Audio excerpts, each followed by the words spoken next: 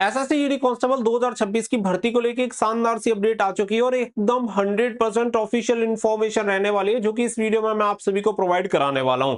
अगर आपने SSC constable की भर्ती के लिए फॉर्म अप्लाई किया है तो वीडियो को ध्यान से और लास्ट तक देख लेना, क्योंकि इससे आपको काफी ज्यादा बेनिफिट होने वाला है। और वीडियो पसंद आए तो वीडियो को कर देना लाइक और शेयर, और चैनल को कर लेना सब्सक्राइब, ताकि फ्यूचर में आने वाली हर एक अपडेट का नोटिफिकेशन आपको सबसे पहले मिलता रहे। आगे बढ़ते हैं और पूरी इंफॉर्मेशन आप सभी को देते हैं। तो सबसे पहले यहाँ पे अगर हम बात करें तो देखो, आप सभी लगभग आप सभी के लिए मैंने 1 महीने पहले एक वीडियो बनाई थी, जिसमें मैंने आप सभी को बताया था कि सेकंड लिस्ट का जो प्रोसीजर है वो अब स्टार्ट होने वाला है।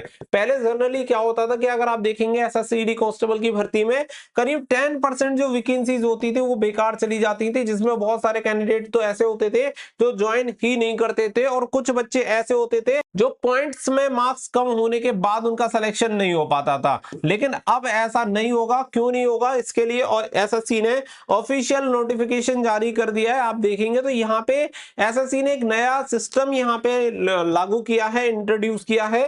तो introduction of the sliding mechanism for the qualifying candidate. तो आप सभी को बता दें, स्लाइडिंग मैकेनिज्म से बहुत ज्यादा बेनिफिट आप सभी को होने वाला है। आप यहाँ पे पहले पूरा नोटिस देख लो। नोटिस में हम ज्यादा डिटेल में नहीं जाते हैं, इसे पढ़ने का कोई फायदा नहीं है, क्योंकि जो जो मेन चीजें हैं वो मैं आप सभी को समझा देता हूं। अब यहाँ पे देखो, सबसे बड़ी कहानी होती क्या थी, जैसे मैं आप सभी को बता दूं कि आपने जैसे फॉर्म अप्लाई किया, फॉर्म अप्लाई करते टाइम हम आपको पोस्ट प्रेफरेंस के बारे में पता नहीं है, और जाके साइबर कैफे ने कोई भी पोस्ट प्रेफरेंस आपकी डाल दी। अब पता चला कि आपको मिला सीआरपीएफ, आपकी फोर्स मिली, जबकि आपके जो मार्क्स आ रहे हैं उसके अकॉर्डिंग आपको एसएसएफ भी मिल सकती थी।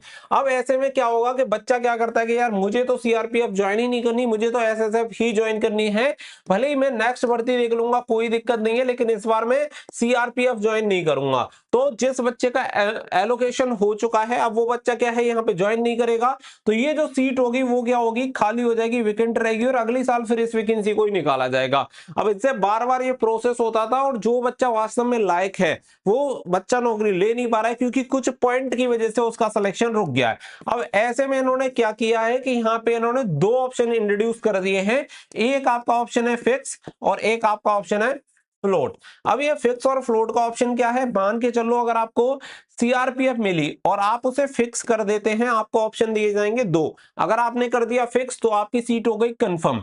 लेकिन आपको सीआरपीएफ मिली और आप कह रहे हैं कि नहीं भाई, मैं सीआरपीएफ से संतुष्ट नहीं हूं, अगर पॉसिबल है तो मुझे कोई दूसरी फोर्स दे दो, जो कि अब तक नहीं होता था। तो इसमें क्या होगा कि सीआरपीएफ के लिए आपने यहाँ पे फ्लोट का ऑप्शन चूज कर दिया। अगर पॉसिबल हुआ तो आपको क्या होगी कि दूसरी फोर्स यहाँ पे एलोकेशन हो सकता है, अगर वहां पे पोस्ट वेकेंट होती है तो।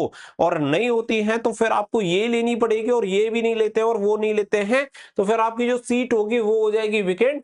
और वेकेंट होने के बाद उससे नीचे वाला जो इससे नीचे लो मेरिट वाला कैंडिडेट है, उस कैंडिडेट को वो सीट दे दी जाएगी, अगर आप इस सीट पर यानी कि सीआरपीएफ को ज्वाइन नहीं करना चाहते हैं तो। अगर ज्वाइन करना चाहते हैं तो वेल एंड गुड, नहीं करना चाहते हैं तो भाई कोई दिक्कत नहीं, लो मेरिट वाले कैंडिडेट और भी हैं जिन्हें नौकरी की जरूरत है, वो उन्हें दे दिया जाएगा। यानी कि अब ऐसा होगा कि सीधा जो आपकी एलोकेशन जारी होती थी, अब वो सीधा एलोकेशन आपकी फोर्स एलोकेशन जारी नहीं होगी।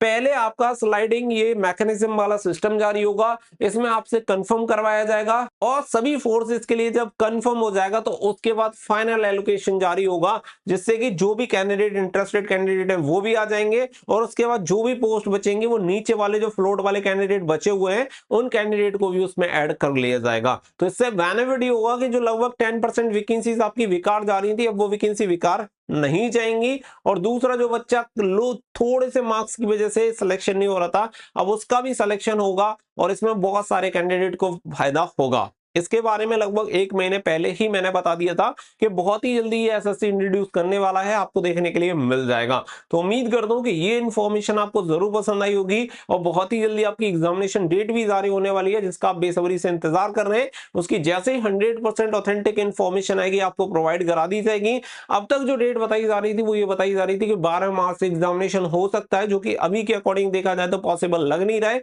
क्योंकि लगभग काफी पहले इसकी जो एग्जामिनेशन डेट है भाई 8 से 10 दिन पहले तो अनाउंस होनी थी, लेकिन वो अभी तक अनाउंस नहीं हुई है। तो इसके अकॉर्डिंग तो लग रहा है कि आपका जो एग्जाम है वो 12 मार्च से भी शायद कंडक्ट नहीं होगा, और हो सकता है कि न्यू एजेंसी वाला जो मैटर चल रहा है इसकी वजह से और भी ज्यादा डिले हो सकता है। बट जो भी होगा वो 100% आपको बता दिया जाएगा। लेकिन अभी सिर्फ सारी चीजें छोड़ के आपको सिर्फ तैयारी पे फोकस करना है,